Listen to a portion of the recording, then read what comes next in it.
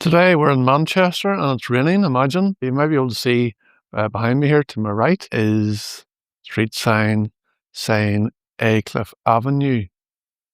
And we're here to find where a young man from Belfast lived. You might have heard of him, George Best. So George came over from Belfast, aged only 15 in 1961. He went into digs. He stayed here in Aycliffe Avenue with his landlady, Mrs. Foolaway. And he left Mrs. Foolaway's accommodation, got his own place, but then it is said that he came back to Mrs. Foolaway's house here at 9 Aycliffe Avenue when he was struggling with the associated fame as a young man. I look after George Best's house in Belfast at 16 Burn Way, and I always think that this house here at 9 Aycliffe Avenue, Charlton-cum-Hardy, is very similar to George's childhood home. So that's why maybe he came back, because the security of this place perhaps reminded him of his own house in the Craigie estate. So whilst we're here in Manchester, I'm going to take a visit to Southern Cemetery, which some say is Europe's biggest, certainly the UK's biggest cemetery, and visit the final resting place of a man who was very influential, certainly, on George in his earlier years, Sir Matt Busby. So again, 9 Aycliffe Avenue, Charlton-cum-Hardy here on the outskirts of Manchester, not far from Old Trafford. We're leaving number 9 now, going to the Southern Cemetery in search, hopefully, and finding Sir Matt Busby's final resting place.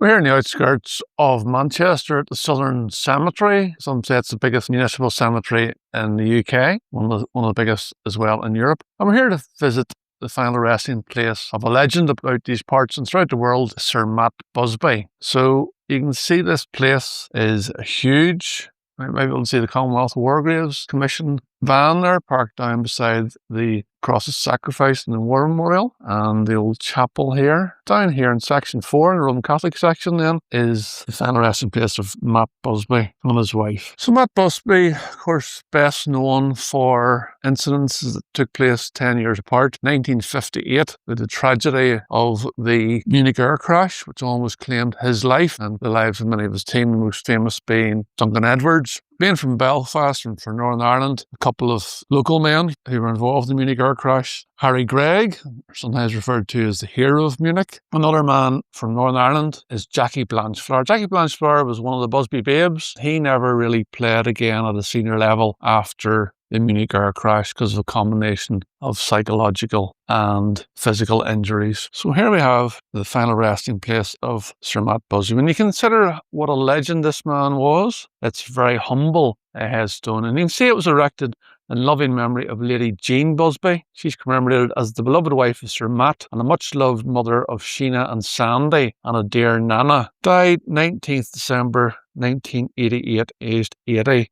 And this is forever in our hearts. And also then her devoted husband, Sir Matt Busby, CBE, KC St. G, I think that's Knight Orders St. Gregory, and loving father of Sheena and Sandy again, and dear granddad Matt, died 20th January 1994, aged 84 years. You might be able to see then it says, no longer in our lives to share, but in our hearts you're always there. Sir Matt Busby had a very close relationship, troubled on occasion, it would be fair to say, with perhaps the best known of the Busby babes, George Best. So not far from here is 9 Aycliffe Avenue, Charlton-cum-Hardy, where George stayed when he first came over to Manchester with a Mrs. Foolaway. This is his ex-boss. A little bit more about Sir Matt. Full name's Alexander Matthew Busby. He was born on the 26th of May, 1909 in Orbiston, which is Bellshill in Scotland. As a younger man, he played initially for Denny Hibs in Scotland, and then he came south to Manchester, but not to Manchester United. He played for 8 years for Manchester City, making 204 appearances and scoring 11 goals. Then he went for a further 9 years to Liverpool, where he made 115 appearances, scoring 3 goals. He guested for Middlesbrough in 1940-41, and then for Hibs in 1941-43. And he appears to have only had 1 cap for Scotland in 1933. His managerial career, however, started at Manchester United at Old Trafford 1945 until 1969.